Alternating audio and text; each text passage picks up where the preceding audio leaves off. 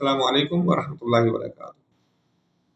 ہم بات کر رہے تھے army chief general Asim Munir صاحب کی، فیلڈ مارشل عاصم منیر کی، کہ انہوں نے جو امریکہ میں بیان دیا اور اس کے بعد انڈیا کی جو چیخیں نکلی ہیں، اسی حوالے سے ہم نے پہلی قسط آپ کو پہ بات کی آپ کے ساتھ، پھر دوسری قسط، اور اب ہم تیسری قسط میں آ گئے ہیں۔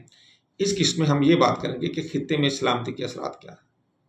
ہم پاکستان کے حوالے سے جب بات کرتے ہیں تو پاکستان کی فل اسپیکٹرم ڈیٹرنس اور اس کے ساتھ ساتھ منیمم کریڈیبل ڈیٹرنس، یہ پالیسیاں جوہری اور روایتی جو خطرات ہیں ان کا مقابلہ کرنے کے لیے پاکستان نے ڈیولپ کی ہیں۔ کچھ لوگ خصوصاً بھارت سے، جیسے میں نے پہلے بھی بات کیا تھا، اس سے پچھلی قسط میں بھی ہم نے بات کی ہے، پروین ثانی صاحب نے خبردار کیا ہے انڈیا کی حکومت کو کہ اور کہ اس طرح کے جو بیانات ہیں جو پاکستان کی طرف سے آ رہے ہیں یا جو انڈیا کی طرف سے بھی آ رہے ہیں تو یہ آپس میں غلط فہمیوں کو جنم دے سکتے ہیں۔ اس سے غیر ارادی تصادم کا خطرہ بھی بڑھ سکتا ہے۔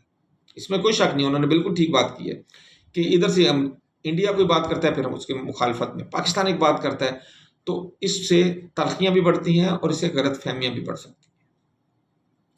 بہرحال انہوں نے یہ کہا کہ یہ دھمکیاں پاکستان کی عالمی حیثیت کو اجاگر کرتی ہیں۔ اس سے مطلب کیا کہ پاکستان دھمکیاں پاکستان دے رہا ہے اور اس کی عالمی حیثیت وہ اس حوالے سے کہہ رہے ہیں کہ پاکستان نے جب دھمکی دی ہے کسی نے بھی اس کی مخالفت نہیں کی،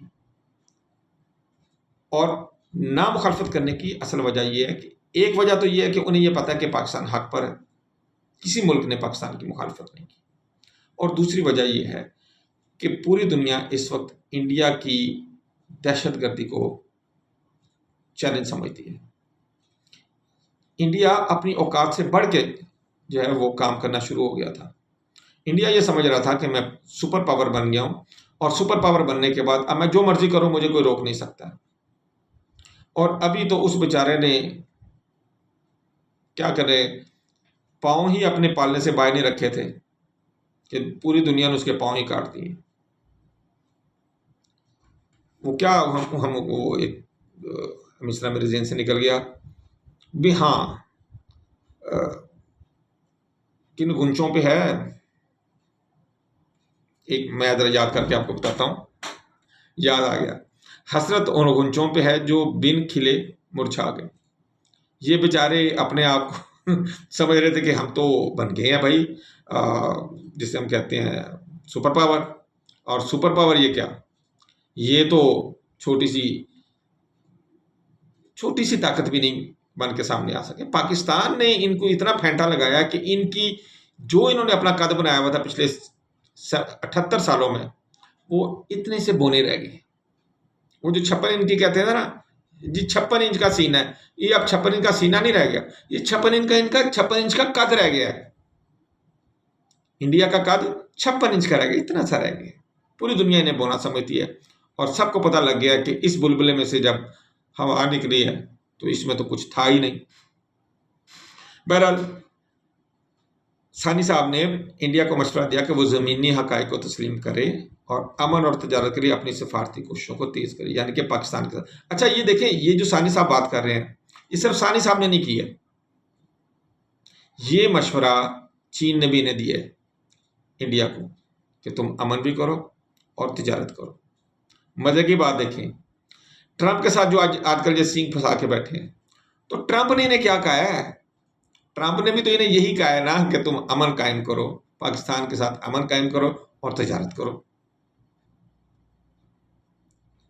اس حوالے سے اگر میں اپنا نقطہ نظر آپ کے پاس پیش کروں تو فیلڈ مارشل صاحب کا یہ بیان، اس کو ہم مودی کے دورہ چین کے پس منظر میں بھی دیکھتے ہیں۔ اس سے پہلے ہم نے مختلف حوالے سے اس کو دیکھا، کیونکہ 8 سال کے بعد مودی اب پہلی بار چین جا رہا ہے، کیونکہ گلوان کا جب سے واقعہ ہوا ہے نا، موت پڑی ہوئی تھی، اب تو جاتا نہیں تھا۔ اب روس سے بھی سے چھتر پڑ گئے، امریکہ سے تو خیر بہت ہی زیادہ چھتر پڑے، تو اب یہ بھاگا چین کی طرف۔ کبھی اس کا وزیر خارجہ وہاں جاتا ہے، اور اب اس نے خود پروگرام بنایا کہ ایس سی او کی جو میٹنگ آ رہی ہے تو میں اس میں جوائن کروں گا، تو کرو نا بھائی جوائن۔ تو اس میں فیلڈ مارشل کا یہ بیان ہم اس تناظر میں بھی ذرا دیکھتے ہیں۔ यानी कि भारत यानी मोदी चीन जाने से पहले असल में हालात इस तरह के बनाना चाहता है कि चीन के साथ रवाबत तो अपना इंडिया के बढ़ जाएं, लेकिन इससे पहले चीन को ये नज़र आए कि पाकिस्तान के और भारत के आपस में ताल्लुकात इतने कमज़ोर हो गए हैं, इतने यानी कि बुरे लेवल पे चले गए हैं कि ये अमन और तजारत इन दोनों में नहीं हो सकती। क्योंकि इसे पता है कि जब मैंने जाना है तो सबसे पहले जो शी जिनपिंग ने इसे कहना है वो यही कहना है कि पाकिस्तान के साथ अमन कायम करो और तिजारत करो, क्योंकि ये बात तो वो इसे 20 सालों से कह रहे हैं। और इसको ब्रिक्स में शामिल करने का मतलब, इसको SCO में शामिल करने का मतलब भी ये था कि आहिस्ता आहिस्ता जब ये मुख्तलिफ किस्म के फोरम्स के ऊपर सबके साथ मिल के बैठेगा तो ये पाकिस्तान के साथ एक टाइम आएगा जब ये अमन भी कायम करेगा और ये तिजारत भी करेगा। और ये सिर्फ पाकिस्तान के साथ तिजारत नहीं होनी है, ये इंडिया की भी खाम ख्याली है। पूरे खित्ते के साथ ये तिजारत का मामला है कि अगर ये पाकिस्तान के साथ ठीक होता है तो ये पाकिस्तान के रास्ते अफगानिस्तान और फिर सारे सेंट्रल एशिया और चाइना के साथ लिंक हो जाता है। अभी जब इसको चाइना के साथ लिंक करना होता है तो पूरी दुनिया का चक्कर लगा के तो ये वहां तक सामान आता है चाइना से या चाइना जाता है। और यही अगर ये पाकिस्तान का ज़मीनी रास्ता इस्तेमाल करता है तो ये 72 घंटों के अंदर अंदर सामान यहाँ से वहाँ और वहाँ से यहाँ आ सकता है। कितना इसको फ़ायदा हो सकता है। लेकिन खन्नास इसके दिमाग में क्या है कि इंडिया को नुकसान भला हो जाए, ना तो सिखों को फ़ायदा हो क्योंकि पंजाब से गुजर के जाना है उसने, ना पाकिस्तान को फ़ायदा हो, यानी कि ना पाकिस्तान को फ़ायदा हो ना ही जो मशरक़ी पंजाब के सिख हैं उनको इस चीज़ का फ़ायदा हो।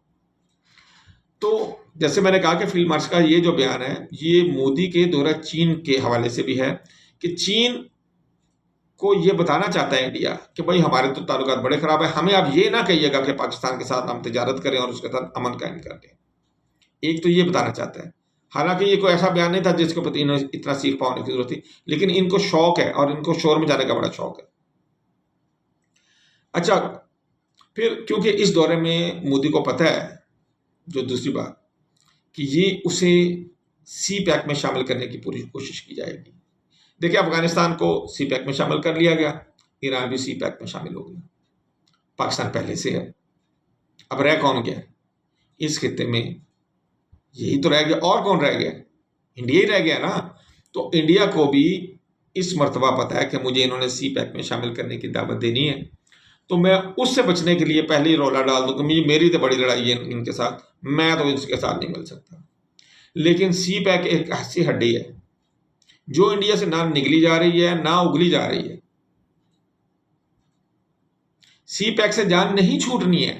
ये बड़ा IMEC के पीछे लगा हुआ था कि जनाब मैं यहाँ से दुबई और दुबई से फिर इसराइल और इसराइल से फिर यूरोप, और नहीं हो भाई, तुम्हारी किस्मत में CPEC है, आपने CPEC के साथ मिलना है, आपको मिलना पड़ेगा। ये आपकी किस्मत में लिखा जा चुका है, लिखा जा चुका था और लिखा जाएगा। याद सुन लो, मोदी नहीं करेगा लेकिन मोदी के बाद आने वाली गवर्नमेंट ये मामला जरूर हल करेगी। बहरहाल इस हवाले से अगर हम इख्तिताम की तरफ आते हैं कि भारत अमेरिका से मुखालफत के बाद रूस से मुतवक्का गर्मजोशी से भी महरूम हो गया है और यूरोपीय फटकार भी पड़ गई है इसे। अब अपनी डूबती कश्ती को चीन का सहारा देने की कोशिश कर रहा है, लेकिन अपनी शराइत पर करने की कोशिश कर रहा है, जो कि फिलहाल मुझे तो भारत की नाकामी की सूरत में ही नजर आ रही है। ये भी मुमकिन है कि मोदी को अगर अपनी नाकामी का 100% यकीन हो गया तो वो SCO कॉन्फ्रेंस में जाने से भी इनकार कर सकता है और ये कह सकता है कि कोई भी बहाना लगा सकता है अपनी तबीयत की खराबी का। कोई मोदी के लिए बहाना लगाना कौन सा मुश्किल काम है, वो कोई भी अपनी तरफ से कोई फॉल्स फ्लैग एक्शन करके तो उसका भी बहाना लगा के SCO में जाने से रुक सकता है। ये भी कह सकता है जी इधर तो पाकिस्तान आ रहा है, मैं नहीं आता, भाग भी सकता है। उसी सूरत में जब उसे पता लग जाएगा कि मेरी दाल यहाँ नहीं गलेगी। और ये मैं आपको बता दूं, मुझे यूं लगता है कि SCO कॉन्फ्रेंस में जाने का इससे शौक तो बड़ा है, लेकिन अगर इसे ये यकीन हो गया कि मुझे वहाँ से कुछ मिलने की बजाय मुझे कुछ ना कुछ वहाँ पर जाके सुनना पड़ेगा या मेरे ऊपर प्रेशर होगा, तो ये जाने से इनकार कर देगा। हमने आपके साथ एक डिटेल के साथ हाफिज आसिम मुनीर, फील्ड मार्शल हाफिज आसिम मुनीर का जो बयान है जो उन्होंने अमेरिका में दिया था वो डिस्कस किया। اور ہم آپ سے یہ ریکویسٹ کریں گے کہ آپ ہمیں بتائیے گا کہ آپ کو یہ کیسا لگا، اور آپ کے خیال میں کیا مودی چین جائے گا یا نہیں جائے گا۔ ہمیں اگر آپ سبسکرائب کریں گے تو یہ آپ کا بہت بڑا تعاون ہوگا ہمارے ساتھ، اور امید ہے کہ آپ ہمارے ساتھ تعاون کریں گے۔ نیکسٹ ویلاگ تک کے لیے اجازت دیجیے گا۔ اللہ حافظ۔ السلام علیکم ورحمۃ اللہ وبرکاتہ۔